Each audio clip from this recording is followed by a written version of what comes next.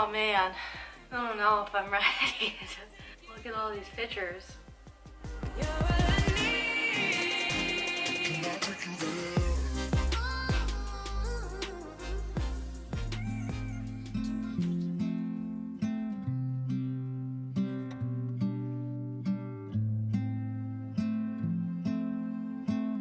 My time back home in Michigan, alone, has been filled with a lot of varied emotions. There is a familiarity here, which, depending on what town I drive through, can bring up the fondest memories or deep panic. I think there's a complex and valid reason that some of my favorite artists and musicians talk about running away from their hometown.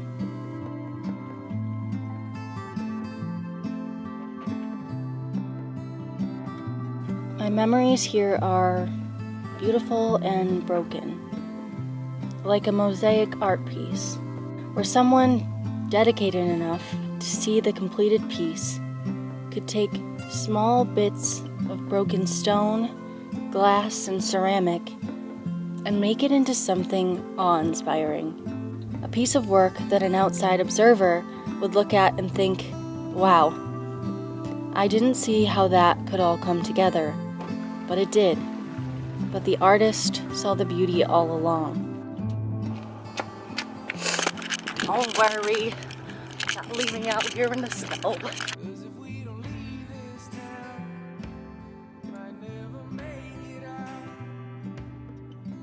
Morning, fam. I just drove through the snowstorm. It's not really that bad. To the gym. It's time for a little self-care, and I'm excited to get my morning started off by moving my body. Now, I'll be the first to admit, I'm more of the observer in this context.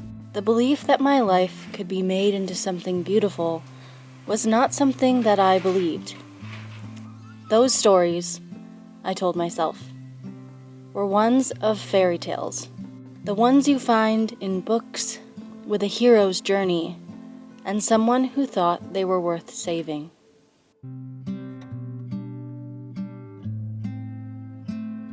Sometimes it just feels nice to do your makeup, which I hardly ever do, in a different place. I love my in-laws' house. It's so cozy.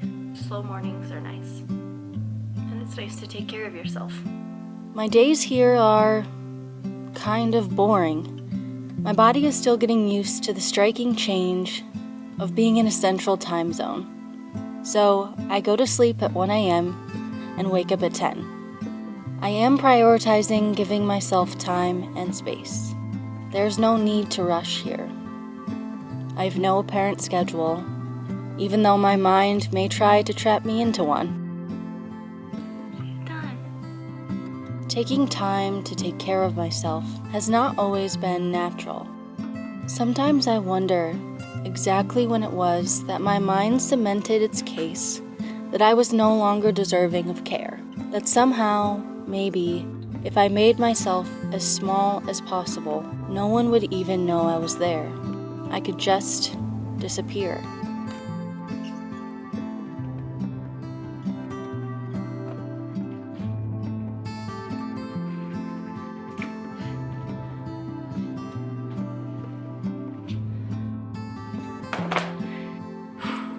This is a lot of my life right in this very heavy box. It'll be interesting to go through.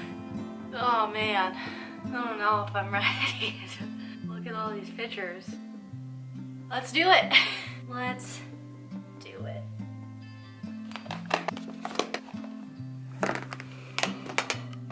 Hey guys, Editing Kelsey here. Full disclosure, I'm going to put a trigger warning over the next 3-ish minutes of this video. I'm going to be talking about my past history with mental health as it specifically relates to an eating disorder that I dealt with in my teenage years. Some of these images are not pretty. My childhood, by all accounts, probably seemed pretty normal. My siblings and I were close in age, played at my grandparents' house with our cousins, and spent weekends at the lake. My parents, high school sweethearts, who got married as soon as my dad was legally able to drink, followed the typical routine of life back then.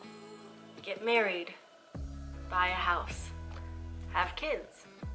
Being the sensitive child and emotionally aware preteen I was, I deeply felt the emotions of those around me and was keenly aware of when things were off. I'll always say that every loving parent does the best they can with the resources they're given, and my parents were certainly no exception. As a child, I didn't know exactly what troubles my parents were going through, but I did know that I couldn't handle my parents' emotional tension. I felt as though if I became as good and helpful as possible, maybe everything would be easier for them.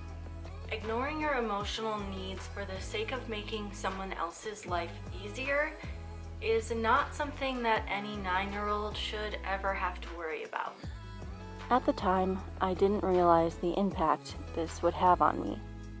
Eventually, I couldn't keep up and everything imploded.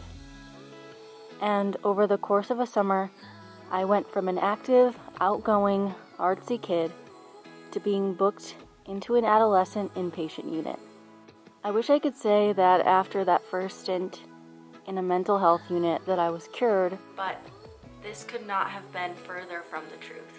My parents, siblings, and community stood beside me in shock, dancing delicately between hope and wondering if I would make it into my 20s. My mental health was in as rough of a shape as my body was, and even I couldn't figure out where my self ended and my eating disorder began. We were one. The next 7 years went as follows. Relapse, hope, worse relapse, going to a long-term care facility out of state, feeding tubes, emotional exhaustion, hope, going to college, relapse, being kicked out of said college, a death notice from my doctors, facing my fears and pain, and finally, healing. Wow, it's so interesting to look through those pictures again. Like, really, really look at them. I just keep thinking about how I was so young. How can you be that young and hate yourself so much? I think when I'm talking to myself now, trying to tell myself things, I just think about who I'm talking to and who I'm trying to care for now. I'm trying to care for her. But I also look at this picture. It's so cute. And I think that this life that I'm living right now, living in a bus and being adventurous, I think that younger me and the me I was through all of those years would be really proud of the person that she is and would realize that the fighting that she did was worth it. I think that living this life means so much to me, living in a bus or just doing what I want and fighting for my dreams. That's why it's so important. It's so important to me because I didn't get a lot of that childhood, those 7-8 years, to be free, to live without any sort of regrets, because I was processing so much and dealing with so much. So I'm glad that I'm taking care of myself right now, and I'm taking care of little me and doing what I always wanted and making sure that I'm okay and I'm safe. That's what this journey of bus life, van life, living on the road means to me. Hey friends, I know that this video was pretty heavy, and honestly, retelling this portion of my life feels like I'm talking about someone else, but it's also part of my journey. You all have been so kind to let us into your homes every week and allow us to get to know you. So I wanted to tell you a little bit about myself and where I've been, and why this journey of bus life is important to me. Life is difficult, and we've all been through a lot, but we're stronger than we realize. We all deserve to be seen fully, the best and worst parts of ourselves. So I'm glad you're here. There are so many good and beautiful things ahead of us.